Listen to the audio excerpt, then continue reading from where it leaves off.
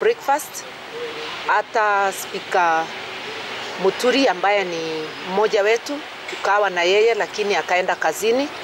Kazi moja ni kukutana na viongozi wengine tukitafuta kufanya kazi pamoja, na lengo la pili ni sisi kuanza kuingia kwa kaunti zote za Mount Kenya kuzungumza na watu wetu. Na hiyo mipango tumepanga na mtatusikia siku za usoni. Wakaaji wa Mlima Kenya, tuache wasiwasi. Mnatuuliza kila siku ni kitu gani tunafanya. Sisi tuko katika harakati ya kuleta watu pamoja. Na sio watu ya mlima peke yake, ni wa Kenya wakiwa wote. Na yule tutaona ako na roho safi na atayatimiza yale ambaye tuko naye. Huyo ndiye tutaweka mstari wa mbele kupigia kura. Kwa sababu mpaka saa hii hatuwezi sema ati tumefungiwa mahali, ati tumejifunga mahali, ati hatuwezi kuwa na mazungumzo. Kwa hivyo mazungumzo yanaendelea. Ndio mimi nataka hata tumwambie huyu rafiki yetu Gavana Kiraitu atupime akili. Sisi tuko na akili, awachane na kutupima bwana. No. Awachane. Sasa anakuja kuzungusha hapa, anatuambia kitu gani? Ati tumekuwa wajinga. Meru ni yetu. Wao umetutembelea. Ni kama yule mtu anaenda huko Swiss Alps kwenda for ski. Halafu anasema hiyo mlima ni wake. Meru ni yetu. Na sisi tukiwa Meru, sisi ndio tutawasikiliza na tuseme ni nani ambayo tunaona anafaa.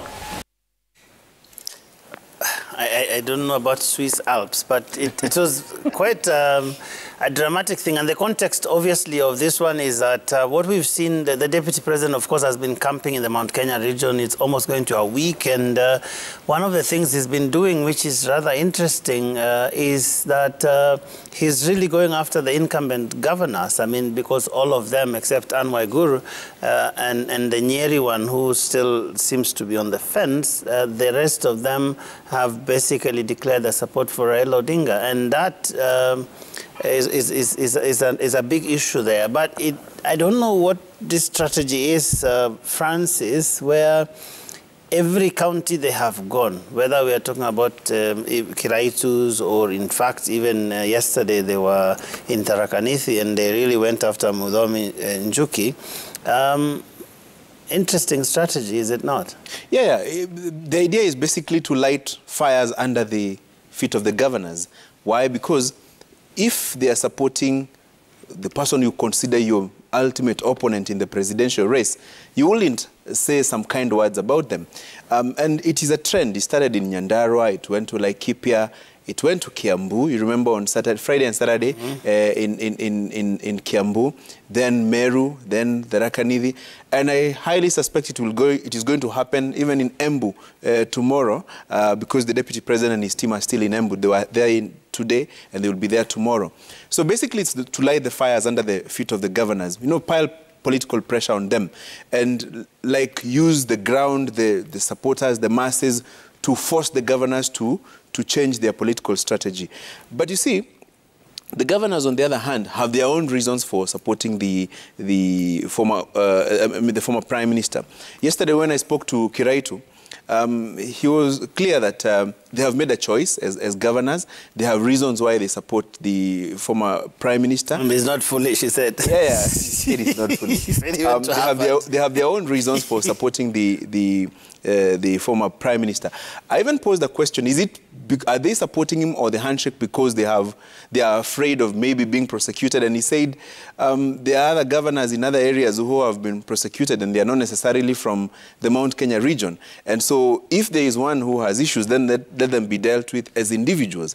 And so the kind of politics that you will see in the Mount Kenya region and other areas will be that of identifying and targeting the person you consider your opponent and lighting a lot of fire under their feet. We have also seen it happening to members of parliament who are supporting the handshake, the so-called Kieleweke members of parliament. Everywhere the deputy president and his team have gone, especially in a constituency where the member of parliament is in Kieleweke, some not so nice things have been said. And it is expected because you deal with them as opponents. You treat them as opponents. And so I think it's political play here that he who is your opponent or she's your opponent, you want to make the crowd believe that this is not the right person. And you even bring somebody who you consider a better option, and of course because he's vying on your ticket. Look at what is happening in what was happening in Kiambu, for example. The deputy president was accompanied by 2 people who are seeking the governor's seat on a UDA ticket: former governor Ferdinand Waitito and the MP for Thika Town, Patrick Wainaina Jango. See what happened in Tharaka Nithi yesterday. Professor Kithure Kindiki was there. He's also interested in the seat. What is happening in Embu today and probably tomorrow? Cecily Mbarire, John Nyaga, I think it's called John Nyaga, of the MP for that area of Embu Town, are also there. So you go with your candidates or aspirants and attack the sitting member of parliament or the sitting governor to decampaign them for having a different political opinion. But that said, Linus, it's still an interesting gamble. It's a huge gamble, considering the way the Kenyan politics, electoral politics, works. Kenyan electoral politics works around structures of not 1, 2, but quite a number of leaders.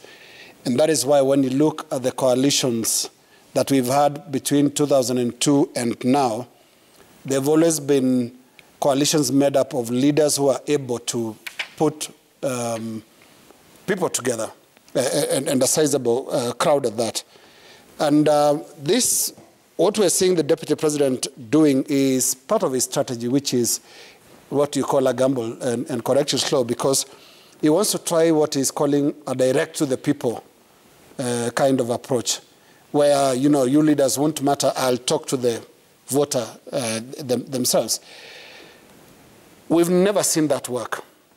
Because it works exactly the same way it works in employment. Who is your referee? These regional leaders are your referees. And the deputy president is going into central Kenya with 2 deficiencies. The first one is the absence of the goodwill of President Uhuru Kenyatta. Because if you were to talk of his CV, who would be the referee? It will be the president down there as his boss. It's not there right now in terms of recommending him for the job. And President Uhuru Kenyatta comes from Central Kenya. He still remains an influential figure in the politics of Central Kenya. Number 2 now is the governors. When 7 out of 10 governors in the region endorse your opponent, I don't know whether it helps to actually launch an attack on those governors, because you'll only consolidate that base. You saw Kiraitu Murungi, who, by the way, if you look back a few years ago, was not holding the same position he holds today. If you look at his previous comments, he used to hold the deputy president in favorable terms. So what attacks do is they will alienate even the person that was going to come your way. So I don't know how this approach is going to deliver for the DP, except put the leadership of Mount Kenya, that includes governors, on one side, and then him and the people on the other. And I don't know whether that works. When you look at the voting patterns as well, and campaign patterns, leadership counts in Mount Kenya region. They go to these meetings, and leaders, whether it's church leaders or political leaders, they do have quite a substantial sway on how people eventually decide. One last point. The deputy president is playing the script as he applied it in the Rift Valley politics. It worked perfectly for him across 2 elections. Because when you look at the leadership from his Rift Valley, especially North Rift backyard, the deputy president got 100% in terms of the list of leadership that he was looking for. If he wanted a governor, then he'll get that governor that he wants. If it's a senator, he'll get the senator that he wants. Members of parliament, he'll get the lineup that he gets. And then how did he do it? Opponents are obliterated basically politically. You know, you attack and go for them. And that's, you saw recently what Stephen Tarus went through for raising a few things. And others before him, you know, went through that route. And that has been his style. You talk of attacking the governors. We should also remember that the deputy president has attacked the Mount Kenya Foundation, saying those businessmen sitting in hotels. In hotels. Because this is his style. If you're not on his way, then if you're not with him, then he'll try and overrun you. He has done this successfully, especially in the North Rift politics. You do not see very successful political careers there if you're not with him. But will it work on a national scale? Will it work in the Alps of the Meru Swiss? I don't know. Yeah, and one small thing. I hope we all noted what happened in Meru, and especially the Tigania Igembe side. Very nasty things said about the governor, Kiraitu Murungi. Very nice things said about Peter Munya, the Minister for Agriculture. Yeah. The Minister for Agriculture has not said very interesting things about the deputy president. And every so often... Including the whole Lamada saga. Including even the whole Lamada saga. But you see, a little bit of divide and rule tactic, because you want to take advantage of the existing rivalry between the governor and the CS for Agriculture. You remember the CS for Agriculture was the governor's main opponent in the gubernatorial race in 2017. And so if you drive a wedge between them, then you benefit politically, because there's that divide, you know, the Imenti side and the Tigania Igembe side of Meru politics. And so there was an attempt to play that divide and rule card in Meru. But just days after they had... just a few days after there was that handshake that was engineered by the former Prime Minister. So political tactics, as Lina says, try and obliterate your opponent as you prop your opponent's opponent. Right, yeah. The enemy of my enemy is my friend. Is my friend. And just to pick up from what Linus was saying about, you know, what seems to be the deputy president's strategy. So noted, there's a notable number of governors who've declared support, you know, for Raila Odinga. So what does he do? It seems to be a strategy that says, okay, so Raila Odinga is coming in through, you know, the higher route, which is the kingpins, from top to bottom, if you like, targeting the kingpins who would be, you know, the governors of this area. And he's seemingly saying, and you've heard this in some of the statements he's been making, that he's going in directly to the people, whilst the others are going in with the big leaders, and he's trying to directly appeal to the people. And also when you talk about that strategy that he had in the North Rift, you know, a lot of people will tell you about how influential he was during the nomination exercise, literally taking over Jubilee headquarters. And, you know, many politicians have since said it was, you know, he that decided who would get the Jubilee ticket and who wouldn't, and perhaps an attempt to try and do that at this point. But like we've said, he's, you know, going in with a number of aspirants. And if you take a look at even particularly what's happening in, you know, Kirinyaga County, for instance, I mean, look at the battle royale that he's going to be facing in UDA. You've got Anne Waiguru, who's now decamped to UDA, finding there Purity Ngirichi, who has herself, you know, sort of been in the trenches with the deputy president, if you like, and been a supporter for him. And you've seen the war of words they've had, even on Facebook, you know, you're coming here, you will respect us. Add to the battle in Kirinyaga, add Martha Karua onto that, and that promises to be quite one of those battles to watch. And, you know, even as you talk about it, I mean, take a look at UDA. One of the big problems they're going to be facing, or challenges, if you like, is the challenge of nominations. You've got all of these strong candidates. How are they going to conduct that? Who is the one that will... That's Ngirichi Waiguru thing is quite interesting. It is. I mean, because today Anne Waiguru, who joined the DP's campaign, I think, for the first time since... the defection. The defection that we saw here in Nairobi, basically going after Interior PS, Dr. Karanja Kibisho, and...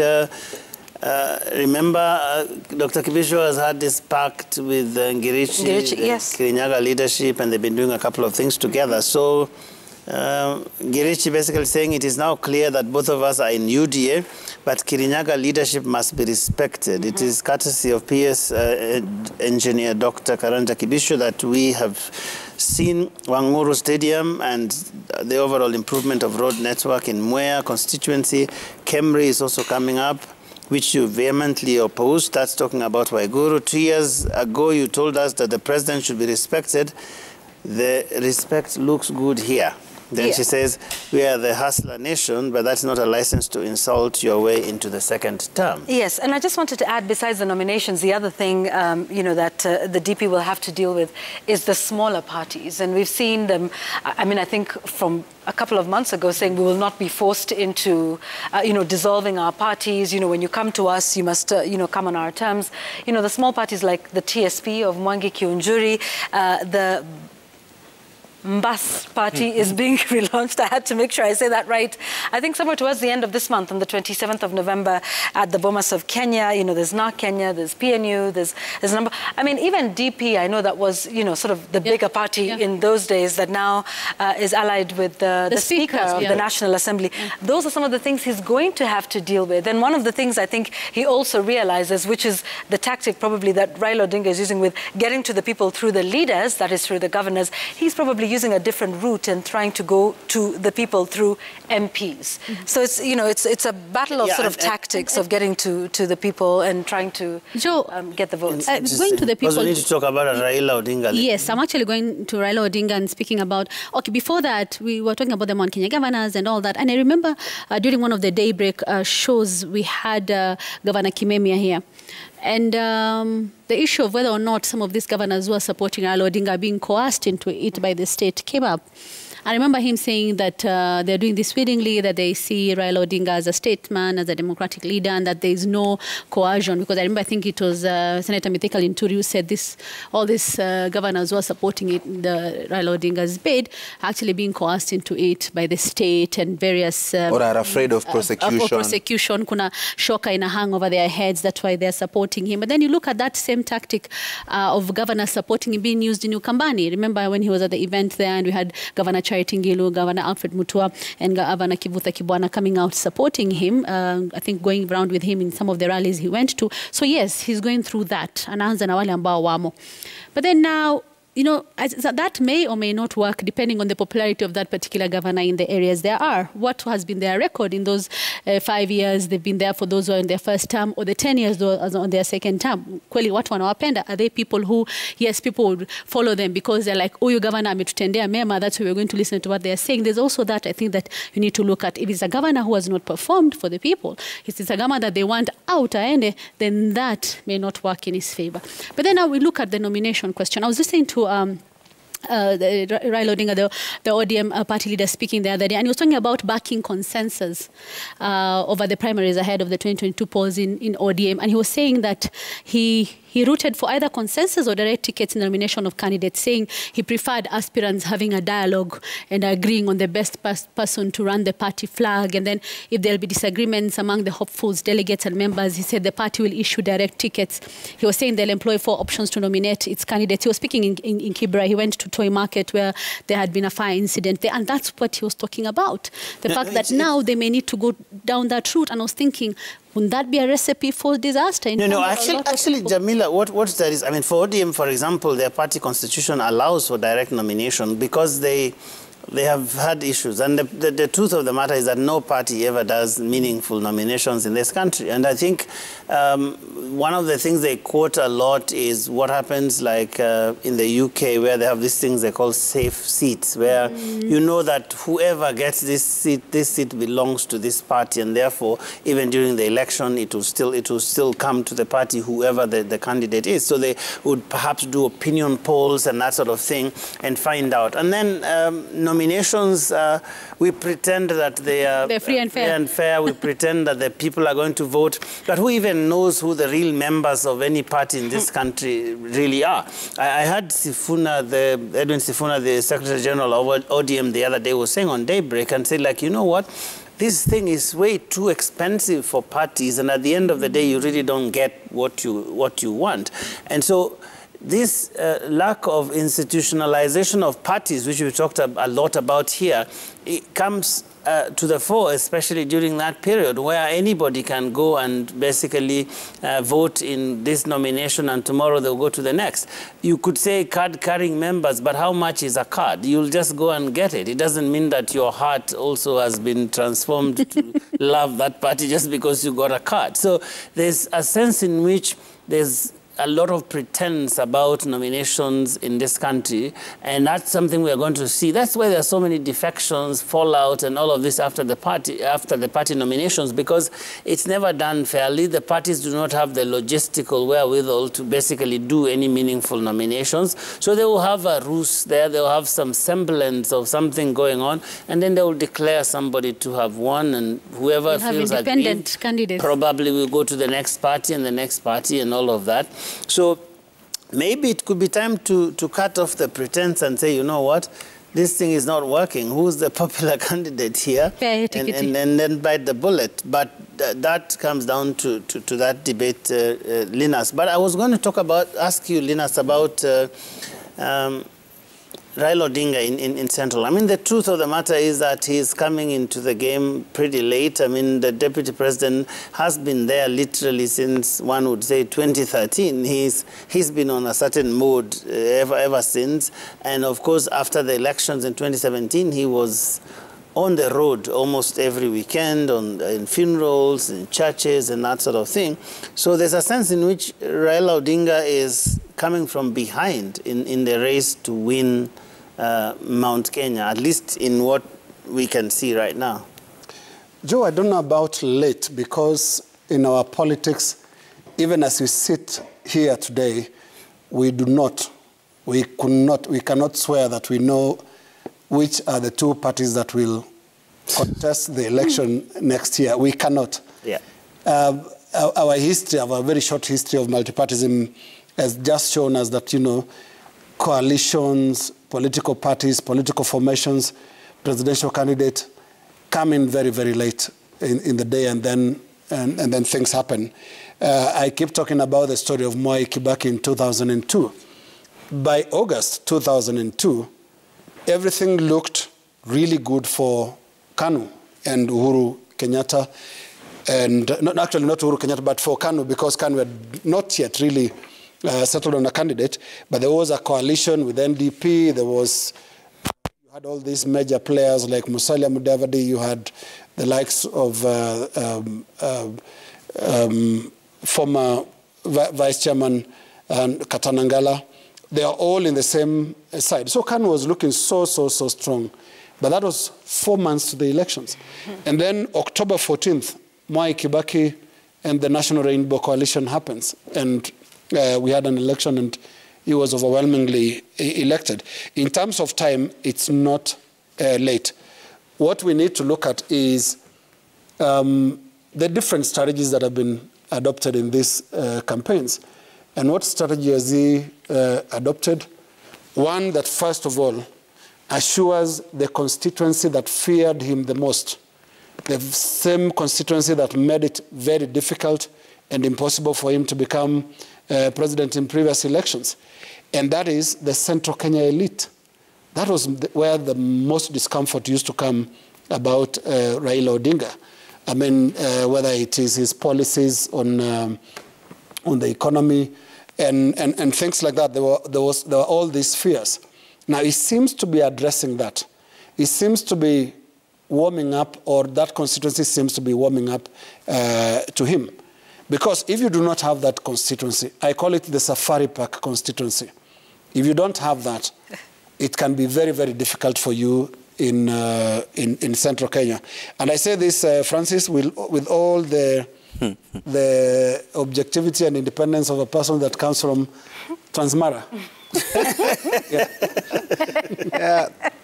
Interesting. You see, and probably you have a point. At this point, every vote counts. Because every vote that you lose and your opponent gains drives you away from the presidency. Yeah. And so if you probably were looking for votes in a certain area, in a certain region, and you have done your mathematics, because, I mean, with a voter population of about 21 million people, let's say even the cleanup of the voter register, you remain with about 20 million for purposes of this argument. If, let's say, 15, 16, 17 million people turn out to vote, you will need about not less than 8 million votes. Yeah. So you must do your mathematics in such a way that in areas that you are assured of numbers, you must consolidate that region and consolidate it very well. And Mount Kenya region is one of those regions that have attracted all the presidential aspirants because of the sheer numbers they are in. I talk about 4 million or thereabout votes, you know, put the people from that mountain who live in the diaspora, you're talking about 6 million votes. So you're trying to get as many votes as you can from that region. And that probably should explain the campaign schedules, especially by Raila Odinga and William Ruto. You notice when the deputy president has gone to the mountain, the ODM leader will go back there. Yeah. If the ODM leader has gone to the coast, the deputy president will almost immediately follow him there. If he goes to Kisii, the vice versa. If he goes to Western, the same. Because they have identified the regions where the numbers are. And so, if your opponent has gone to region A, you also try and go back there so that you can undo what your opponent has done in that area. And then you rush to another area to try and do something there. And then your opponent also rushes there to try and undo. And these are the kind of scenarios that we are going to find ourselves in for the remainder of the period. But what is also important to note is, where is One Kenya Alliance? Yeah. Okay. Where is One Kenya Alliance? Let's go there. Yeah, where is One Kenya Alliance? Because there was this... But just before you go to One Kenya Alliance, Francis, to the point you're making there about this seesaw, Raila dashing to Mount Kenya and Ruto to the coast, and then they... You see, the one reality about Kenyan politics, you can't bank a crowd. You cannot bank a crowd. Whether you can come to exactly the same spot, say Wanguru Stadium, and have exactly the same crowd, and the other opponent can do the same. And if you remember, Uhuru Park is the venue of such games as well. And the politicians always say, who will fill Uhuru Park, the place? So there is this whole crowds game, there is this whole campaign game, but there is also the strategy thing. Because that is what will count eventually. Who will have a good finishing game in terms of not just the campaigns, but also how you've arranged your lot for election day, for tallying of votes and transmission of votes. All that will also come to count. So crowds... Sometimes. You remember Kalonzo Musyoka actually filled up Uhuru Park, and in the election he got 8%. And it was actually a big talking point. Yes. But one more place that probably should interest everybody is Githurai. Yes, it's always a stopping point for even the One Kenya Alliance. One Kenya Alliance had a huge rally there. Yeah. The deputy president had a huge rally there. The Raila. ODM leader had a huge rally there. So the challenge now is translating crowds to votes. And that is normally the challenge, because you are more or less likely to address the same people in a certain place. For example, I would dare say maybe some of the guys that were addressed by the former prime minister are the same people who were addressed by the deputy president, were almost the same people who were addressed by... The late leader of the Tip party. Yeah. So it's the same team. Thing, yeah. But now the work that needs to be done by each of the presidential candidates or aspirants, when they become candidates, is to translate this crowd into votes. And it takes time, it takes resources, it takes a lot of effort. Francis, look at the new way of doing this crowds game. In the old days, in Mombasa, you would go to Tononoka grounds. Or Hadija grounds. In Nakuru, you go to Afra. In Embu, where do you go? There's a stadium around town. Yes, there's a stadium around there. These days, what we have are road stops, not even roadside stops. These guys basically stop their vehicles in the middle of a crowded place. By the way, if you have a sunroof in your car right now, Francis, and you go to Githurai, stop it and pop out. The crowds will come. There'll be a crowd. Yep. This is not true mobilization like it used to happen, where adherents actually go to the stadium, a place to actually do their rallies. And I don't know what the law says, and we need to be finding out with IEBC and the police whether this is actually the right thing to be doing. Because it's disrupting Because business all the politicians are disrupting business. Yeah.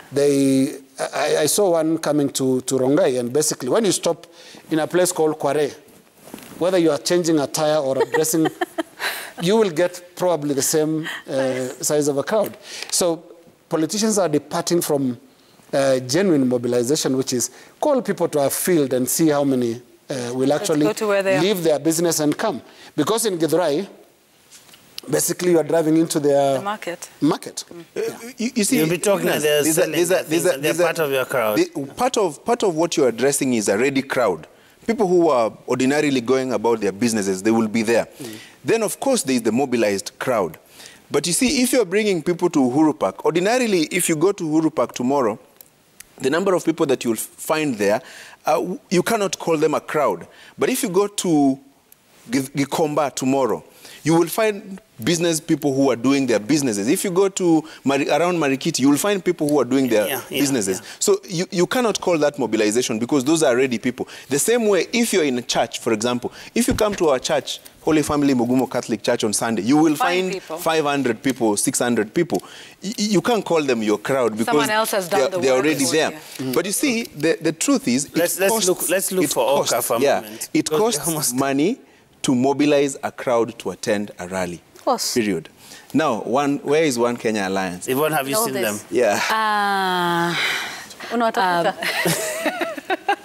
Well, I mean, there's certainly issues there, and it's all that we have been talking about in terms of who will be the flag bearer of this. And it's now becoming apparent that the divisions are coming up with Musalia Mudavadi reportedly, but all of these hard lines have been there. I mean, we saw the same from Kalonzo Musyoka, who said, was it words to the effect that he would rather die than, support Raila Odinga again, and he's the one who is most experienced. Remember the SWOT analysis that they did? The technical team that they did. That the two leaders, that was Kalonzo Musyoka and Musalia Mudavadi, are the ones who had the most nationwide appeal or acceptance in that. So this is where we are at this point. Then it's a little messy for them as well.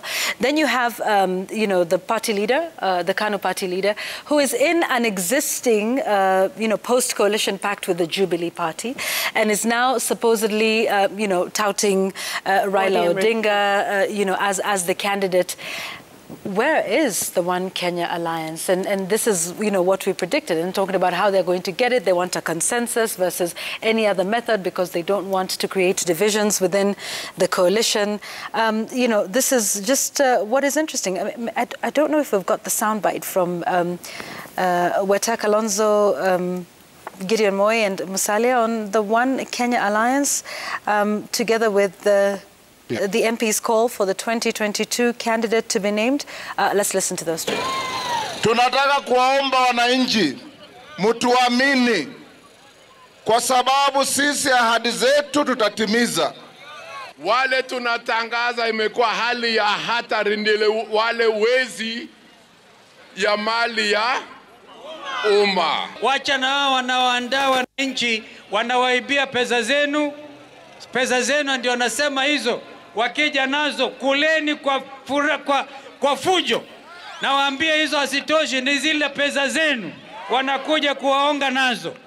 I know some of the members of OCA have made personal statements to that effect, but as an individual I have not spoken because I know it's not an easy process, and I've maintained that we are not out of time, because even to submit the coalition documents, we still have up to next year. Tunataka tujue presidential candidate wa One Kenya Alliance by 25th of December. Kama hatutakuwa tumejua huyo presidential candidate ambaye tunajua ni Musalia Mudavadi, basi sisi tutaamua tusukume gurudumu kama NC. Hawa wa Kenya wanataka kujua ni nani atakuwa president, nani atakuwa deputy president. Tuache kupoteza wakati. Yeah, so each of the leaders is claiming seniority and acceptability, and each of them is saying we will not deputize the other. This is exactly where we're coming to, and especially as we're coming to the close of the year, when many parties or coalitions will start to settle on who their flag bearer will be ahead of, you know, what is coming up in February with the nominations and presenting papers to the IEBC. And you recall, was it on Sunday? Musalia Mudavadi was supposed to be with the other leaders. He went to church at a separate function, then wasn't going to attend, you know, the rally because apparently he was feeling unwell, and then at some point just decided, you know, he wasn't going to do it. And it's definitely a tough one in a coalition, in a party like this. But there were actually 2 press releases that were press invites that were sent that Sunday of where the OK members would be at 2 different churches, and there was this confusion about where exactly they were going to be.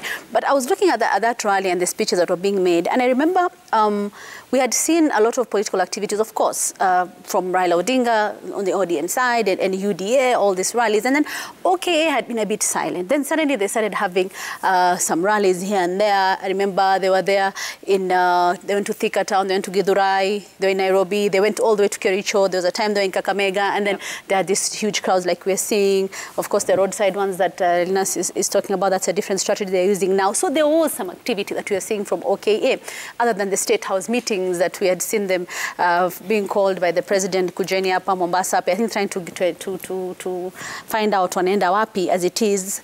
But then now there was this activity, and then suddenly now this whole thing of who's going to be the candidate keeps creeping up between them, because the technical committee had said, after looking at the analysis, they looked at the strengths of OKA as a coalition with each member, what they bring to the table, and what the weaknesses are. And of course, Musalia and Kalonzo seem to be the most experienced. But then now, who between the two? Because we keep looking about, both sides need, we cannot deny that whichever, if pamoja, umoja ni nguvu and all that, pamoja, together we are stronger together. This is what should be in OKA Alliance, OKA's minds right now, because wakiwa pamoja hivyo, there's something they bring to the table, which would entice either ODM leader Raila Odinga or William Ruto of UDA kujaribu kuwavuta kuja upande wao. But when they start kuvutana hivi na pale, then now it almost becomes like tushachana, like, you know, that thing of the stick. Unaambiwa shikanisha hizi stick, jaribu kuvunja, unashindwa, ukiziseparate moja moja unavunja kwa urahisi. That simple analogy maybe should be going through their minds in terms of now, what do they have that would entice anyone to call them to the table? But you see, this is the bane of all coalitions historically in this country. I mean, it comes to this at the end of the day. If you think about even Ford, which was a huge movement that was a big threat, everybody knew that this was really going to sort out this issue of KANU that we dealt with for many years. But then when it came to the question of how do you pick a presidential candidate, that is where now the real problem came, where Martin Shikoku, Ken Matiba believed in this thing that they were calling watu waamue, the universal suffrage, where it would be direct to the people. And people like Jaramogi believed in a delegate system, and that brought the problem that essentially split Ford into two. And today there are all kinds of Fords in this country that split keeps going on, like that nuclear New Ford Kenya, Ford A, Ford K. That keeps going on. Yeah. But that has been over the years, whether you're talking about NAC, they had that push and pull before they settled on Mwai Kibaki. Before the LDP people came, there was already a push and pull that was going on in the NAK itself that was there. There was a push and pull like that even in ODM in 2007, in CORD, and all of these people. So this idea of who becomes the flag bearer eventually can be the bane of coalitions if they don't handle it correctly. And right now, the three of them, I think it is Gideon Moi and Kalonzo Musyoka, have apparently been invited for the KANU, the Jubilee NDC that's happening at the end of this month. And it's not very clear whether Musalia and Wetangula are there. But this is my suspicion, that maybe eventually the two teams will have to take sides. Already it has been framed as a two-horse race. Maybe by the look of things, I will not be surprised if they split. One goes this way and another goes that way. 2-2. Maybe 3-2. Or maybe there'll be some Luya unity. 3-1. for once, at least moving in the same direction, if Joe's statement is anything to go by. They're elusive. Not so much anymore. Let's take this home. Gashuri, umekuwa good boy leo. Okay. Anza. Gladly.